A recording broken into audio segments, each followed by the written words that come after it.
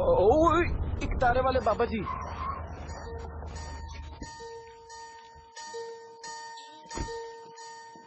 Excuse me बाबा जी।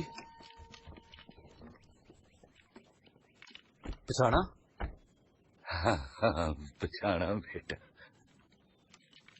तू वही है ना जिसको मैंने बताया था कि 10 साल में होगा तेरा एमए? जी बाबा जी, पूरे 10 साल में हुआ है। आगे बताओ। आगे पूछ। लड़की का बताओ ना।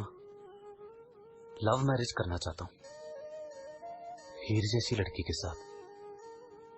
हीर मांग रहे कमीनिया, वो पहले रांझा तो बन के दिखा। बन जाऊंगा बाबा जी, अब आगे बताओ। बनेगा कैसे? रांझा कोई मशीर मिनिस्टर है पुत्र जो दादे की सिफारिश पे बन जाएगा? ये वड्डी पोस्ट है सोनिया, पहले पता ते कर।